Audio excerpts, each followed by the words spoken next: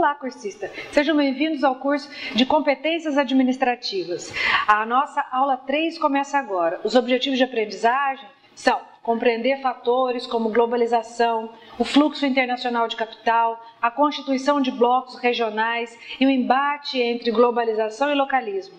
Analisar a conquista de novos mercados e os conflitos culturais. Analisar o processo de renovação desses mercados e o fato de que a tradição não é um atributo que se possa descartar ainda. Vamos ver os fatores de mercados, né? Vamos conhecer e identificar os fatores comunicacionais, né? As empresas passaram nos últimos anos por um processo drástico e acelerado de mudanças. O motivo é a convergência de um conjunto formidável de fatores de natureza econômica, geopolítica e sociocultural. Da mesma forma, é possível identificar mudanças no próprio universo da comunicação geradas pela incidência desses fatores de ordem geral, chamados aqui genericamente de fatores de mercado, né? E também para conquistar novos mercados, né?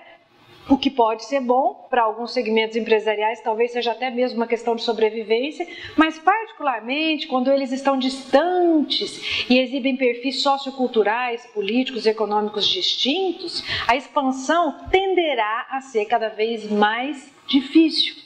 Pouco a pouco as empresas vão descobrindo isso, né? Que a aquisição de congêneres no exterior e a formação de joint ventures não se resume a uma operação meramente financeira.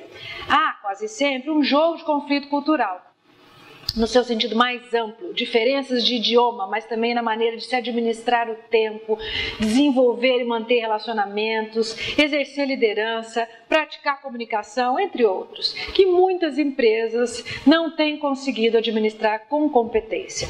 De qualquer forma, as empresas precisam estar preparadas para essa nova realidade, já que, independentemente da sua atuação ou vontade, ela está posta, né, e tende a uma consolidação que promete ser cada vez mais avassaladora. A tradição não é um atributo que se possa ainda descartar, mas já não é um trunfo de que as empresas possam lançar a mão para garantir privilégios ou ascender a liderança no mercado, né? Dentre as ações mais valorizadas nas bolsas de valores em todo o mundo estão, na sua maioria, as das empresas que sequer existiam há 2 décadas atrás. Então a tradição não é fator sine qua non. A administração moderna, que caminha no sentido da gestão do conhecimento, do compartilhamento das informações, é fundamental. Assim como é vital trabalhar em equipe. Ou seja, o desempenho do chefe é medido também pela excelência em comunicação e pela sua capacidade de mobilizar talentos. Por exemplo, nós temos o segmento dos homens solteiros ou descasados, né, de interesse da indústria de comidas prontas. Nós temos o segmento gay, que acaba de ser lançado na Bahia um resort focado especificamente nesse segmento, reconhecidamente um grande consumidor. Nós temos o segmento étnico, como os negros, para os quais se dirige a indústria cosmética, oferecendo os produtos específicos.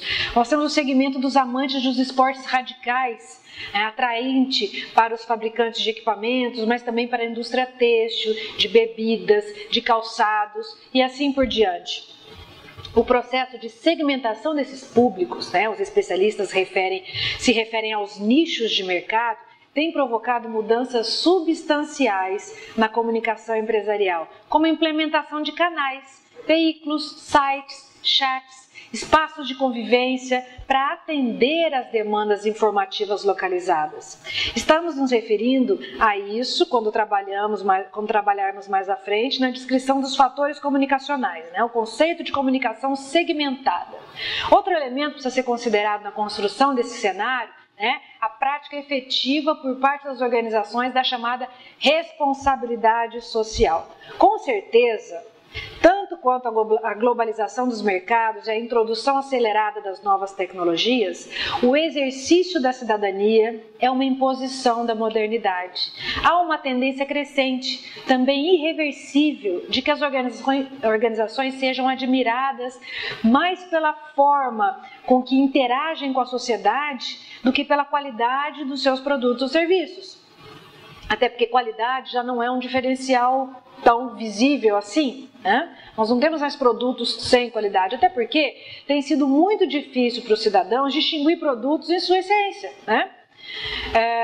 Fazer produtos com qualidade continua sendo necessário, mas se há muito, deixou de ser suficiente, tem que trazer algo mais. Há uma série de atributos que se impõem à organização moderna e que extrapolam a sua condição de fabricante. Condições de trabalho adequadas, né? Remuneração justa, preservação do meio ambiente, valorização da diversidade, oportunidades de realização pessoal, profissional, parceria com grupos sociais e comunidade onde ela atua, interage. Essa nova postura imprimirá uma nova face para a organização, né, por meio da comunicação empresarial, porque ela irá refletir esses novos atributos, incorporando esses atributos nas suas ações e estratégias. Quanto aos fatores comunicacionais, novas tecnologias deram uma outra dimensão aos conceitos básicos de tempo e de espaço. Simplificadamente, todos podemos dizer que o mundo ficou maior e mais rápido, né? As fronteiras das empresas se expandiram e a sua interação com o mercado e com a sociedade acontece hoje ainda de forma vertiginosa e surpreendente. Num certo sentido, né, pode ser mais fácil e mais cômodo se comunicar com um cliente que está a milhares de quilômetros do que bater um papo com um vizinho que mora ao lado da sua casa. A comunicação online rompe com a barreira de tempo e de espaço e instaura uma nova ordem. A comunicação empresarial incorporou essa tendência de segmentação de mercado também e de públicos, né, mencionado anteriormente, com a implementação de canais para dar conta dos interesses e das expectativas locais, né, expressos por segmentos e por grupos de consumidores. A ideia básica que reforça essa tendência é a de que as pessoas, em função dos cargos e papéis que desempenham dentro da sociedade, têm demandas específicas por produtos, por informações. As empresas que são capazes de identificar essas demandas, sobretudo satisfazê-las, trilham com mais facilidade o caminho do sucesso. A experiência tem demonstrado que a multiplicação de canais torna a comunicação mais efetiva e necessariamente não mais onerosa, sobretudo porque quase sempre pode-se valer das novas tecnologias, intranets, extranets, sites institucionais, newsletters, eletrônicos, chats. Uma comunicação empresarial que com certeza é mais ágil, mais interativa, mais focada na expectativa dos vários públicos com quem a empresa se relaciona, vai se sobressair. Na indústria da comunicação, a prática da segmentação tem sido implementada com insistência. Embora no Brasil o leque das opções seja ainda infinitamente menor do que observado em países como Estados Unidos, a internet potencializa ao extremo esse contato e entre os integrantes, tanto dentro quanto fora, né, dos integrantes desses grupos específicos, como se pode depender facilmente pela oferta generosa de espaços, site, lista de discussão, chats, newsletters, né, de um relacionamento, por exemplo, site de relacionamento. A comunicação, a consolidação da comunicação como um grande negócio tem também algumas implicações importantes para a comunicação organizacional. No Brasil, por exemplo, há uma concentração abusiva da mídia, de tal modo que um número reduzido de proprietários controla efetivamente uma parcela absolutamente majoritária de audiência. A multiplicação de colunistas de mídia, né, para muitos veículos, este espaço é de maior audiência, muitos deles com empresas de assessoria e consultoria e, portanto, com clientes a quem prestam serviços ou devem lealdade, gera, inevitavelmente, uma corrente de influência que coloca sob suspeita a informação jornalística, mesmo porque essas relações comerciais extra-veículos nunca são explicitadas. O episódio do World Trade Center, no 7 e 11 de setembro de 2001, acabou sendo utilizado como pretexto para a intensificação desse processo de controle, né, das informações a partir da iniciativa do governo Bush de monitorar a comunicação eletrônica mundial, agora em nome da paz, né? Mesmo antes disso, já eram frequentes as denúncias sobre o sistema de espionagem eletrônica do governo norte-americano, de empresas multinacionais, né? Americanas ou não. A comunicação empresarial precisa estar atenta a essas circunstâncias e detalhes, porque os meios de comunicação são parceiros importantes do processo de veiculação das informações de interesse das empresas e, consequentemente, para a formação de uma imagem positiva junto aos seus públicos e até para a própria opinião pública.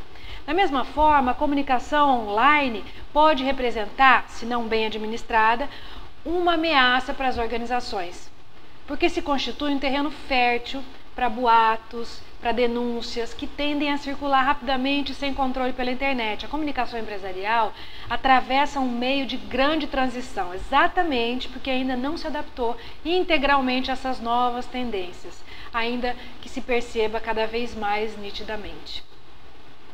A cultura das empresas tradicionais, nem sempre rápidas para responder a essas demandas novas, tem impedido que as áreas de comunicação nas organizações implementem ações, posturas, canais, estratégias que levem em conta todos esses fatores comunicacionais e de mercado que têm impactado tanto no ambiente empresarial. Então, agrega-se a todo esse contexto a interface ainda pouco eficiente na universidade com o mercado. Por isso, os profissionais de comunicação egressos dessas nossas universidades encontram dificuldade para visualizar o processo de comunicação empresarial na sua abrangência como um todo, E eles não percebem, equivocadamente ou de maneira preconceituosa, que isso ocorre, sobretudo, nos cursos de jornalismo, ainda apregoados à formação tradicional, que contempla apenas os grandes veículos de comunicação, que são parciais na comunicação que passa, e, em particular, na mídia impressa. Nesse curso você viu globalização, fluxo internacional de capital, constituição dos blocos regionais, o embate entre globalização e localismo. Nós vimos que o processo de renovação dos mercados e o fato de que a tradição não é um atributo que se pode descartar. Nós vimos os fatores de mercado, os atributos que se impõem à organização moderna e que extrapolam a sua condição de fabricante. Nós vimos os fatores comunicacionais e, quer saber mais? Eu trago para você, nos seus textos de apoio, uma série de bibliografias que você pode consultar e aprofundar o seu conhecimento. Foi um prazer, um abraço e até a próxima oportunidade.